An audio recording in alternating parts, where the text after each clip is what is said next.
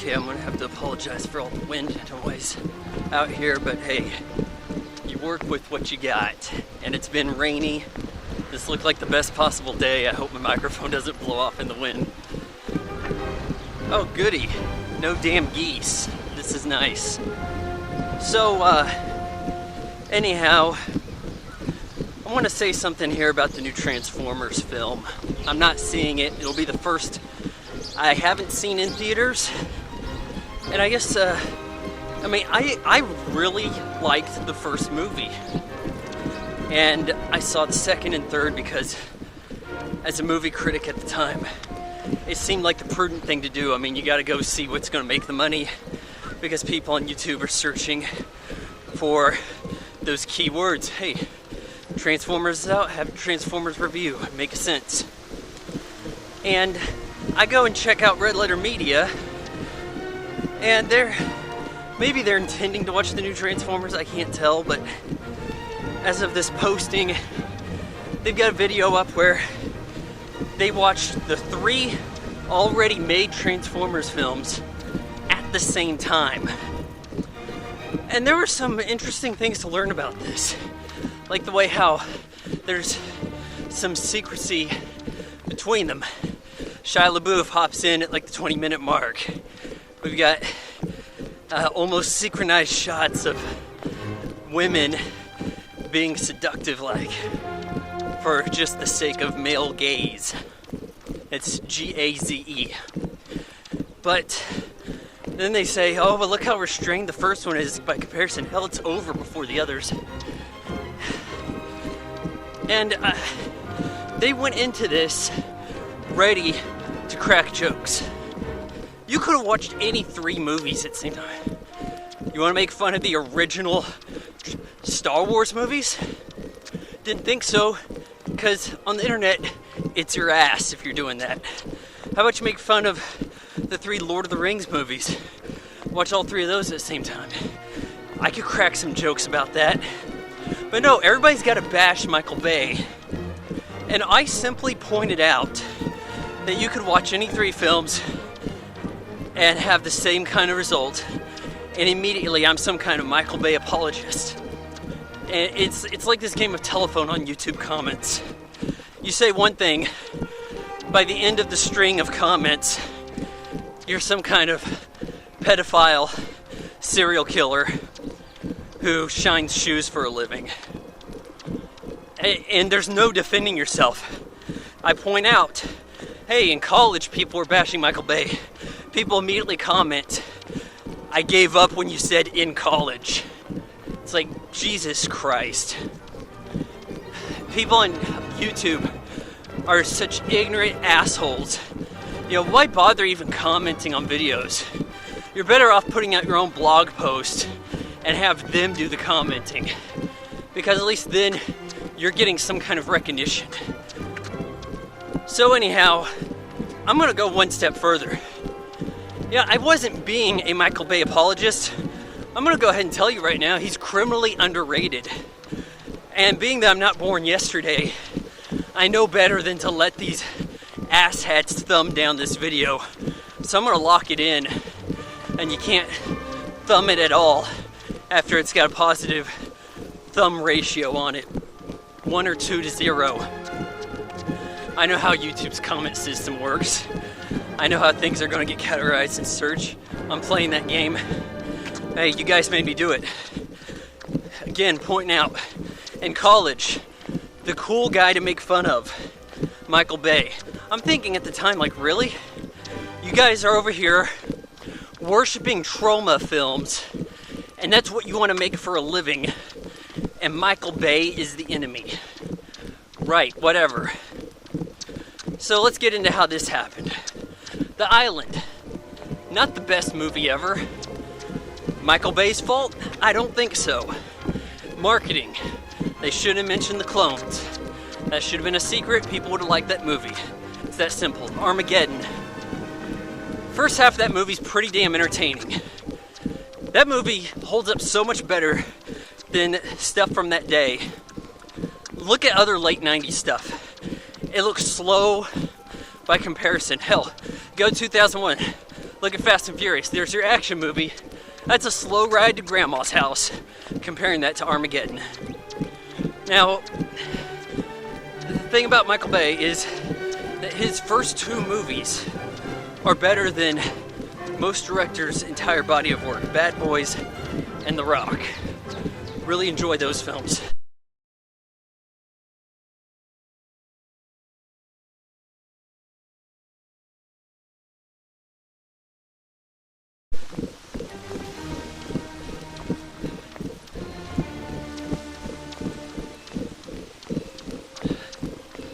Bad Boys and The Rock are so ahead of their time, it's absurd.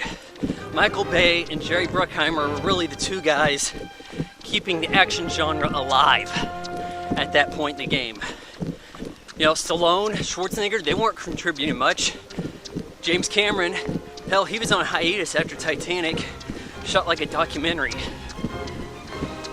Nope, it was Michael Bay and Jerry Bruckheimer. And yet Michael Bay's the one everybody wants to shit on. So I look at Transformers and I'm thinking, you know, that's not a bad movie. Sure, Shia LaBeouf hogs the screen. Whose fault is that, Steven Spielberg? Well, the audience needs a human to relate to. Michael Bay wanted you to have your real Transformers movie. He really did. He wanted it to be about Optimus Prime kicking ass. But no, Steven Spielberg's called in to produce, keep an eye on Michael Bay because The Island underperformed. Didn't flop, underperformed. Because numbers are everything in Hollywood. So meanwhile, Transformers comes out, Shia LaBeouf becomes like superstar, as does Megan Fox. I was under the impression it was generally well liked. Sequel comes around, I found disappointing. Now, to the discredit of Michael Bay, the central gripes I have with the films are never addressed. Chiefly, the design of the Transformers. I'm thinking, you know, Transformers is kind of like a derogatory term, like, hey, you can't call us that, that's our word. Don't they call themselves Autobots and Decepticons? Have you ever heard a Transformer say Transformers? I digress. So, why is the design so busy?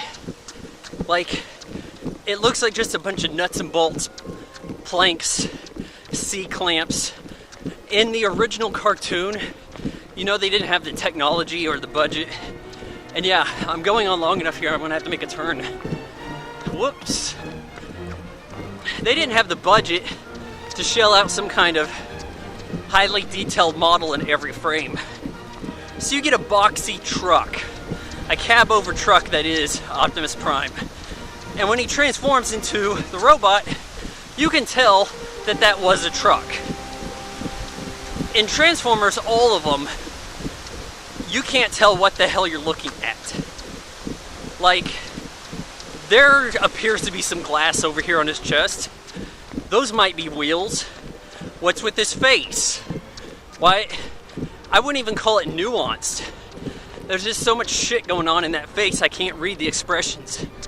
When they fight, it looks like a marionette puppet that was stuck in rubber cement and then dropped into some nuts and bolts. And they got thrown together like Team America World Police. That's what fights look like. I have just no idea what I'm looking at. And they got worse as everything progressed. And then of course you have more focus on Shia LaBeouf. Then things that people don't even want to bring up. They really have the same plot. Something from Cybertron is on Earth. How is all this shit ending up on Earth? Does no one want to think that that's weirdly convenient? Autobots have to fight Megatron. Megatron have no idea where he is throughout the movie. I mean, half the stuff I thought he did, it turned out it was Starscream. So, yeah, they're not perfect films. Am I admitting that? Yes. Am I also saying that Michael Bay is a superior director than a whole lot of people? I sure am. Hell, as a producer, his Platinum Dunes goes and dips their hands into a lot of nostalgia that I know somebody else would be ruining. You know, while we're looking at nostalgia, how come people aren't attacking J.J. Abrams?